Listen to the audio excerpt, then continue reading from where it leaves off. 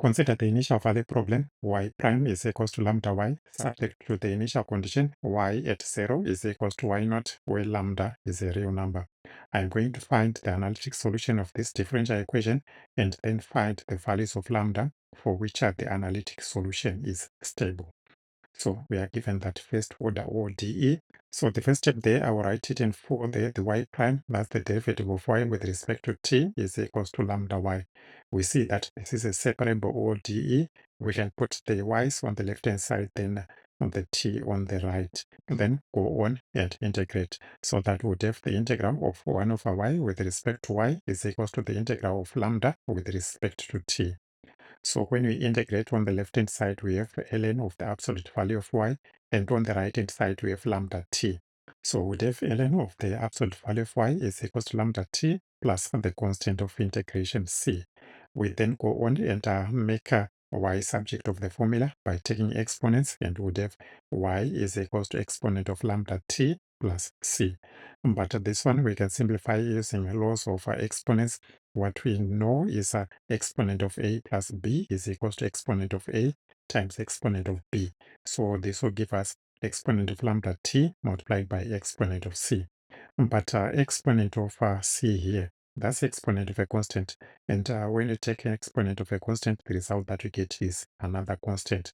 So we can call that constant c1. So therefore our solution there is y is equals to c1 exponent of lambda t. So what we are having here, that's the general solution.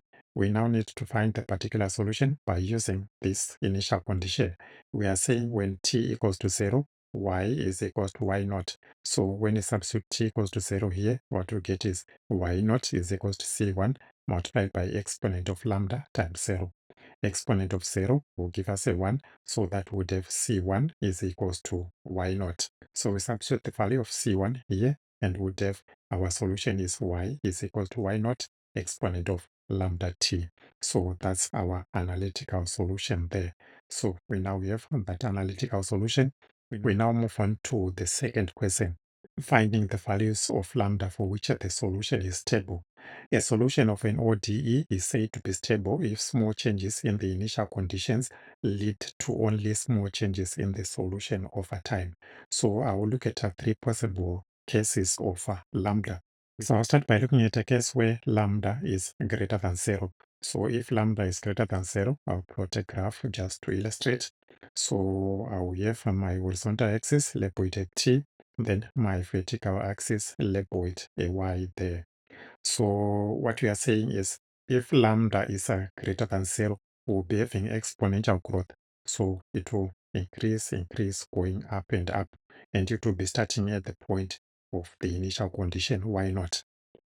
So if we change the initial condition, say start at a higher value, that means our graph will start at a higher value, then keep on going up, up, up.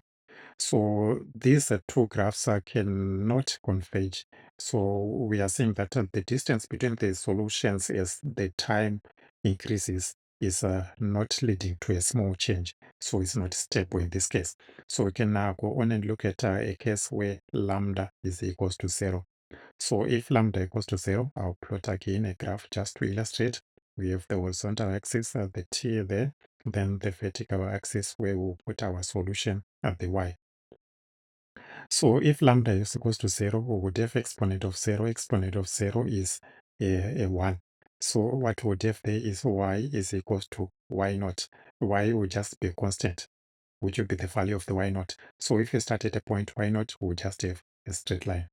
And if we change the initial condition to something which is high, we would have a different straight line altogether. So as you can see, these two solutions, the distance between them just stays as it is. It's not even converging, which is not what we are expecting there. So we can then move on to the third condition where lambda is less than 0. So I'll plot again for illustration. I'll have my horizontal axis, then label it a t, then my vertical axis, then label it a y. So if lambda is equals to 0, we would have exponential decay. As t approaches infinity, our y will be going down, down, down. So we'll be having our y goes down, it approaches 0. And we'll be saying we're starting at y naught. And if we start at a different value, a higher value, I'll plot this graph in red there. The graph still would have exponential decay, but it goes down to 0. So what we are seeing now in this case is for the two different values of the initial conditions, as the time increases, as t approaches infinity, the solutions, they are getting closer and closer and closer. They are all approaching 0. So what we are having there, that is the case where we have the solution being stable. So over time, all the different solutions are giving the same solution, which will be a 0. So in this case, we'll be saying that our solution will be stable if lambda is less than 0. So that's our solution there.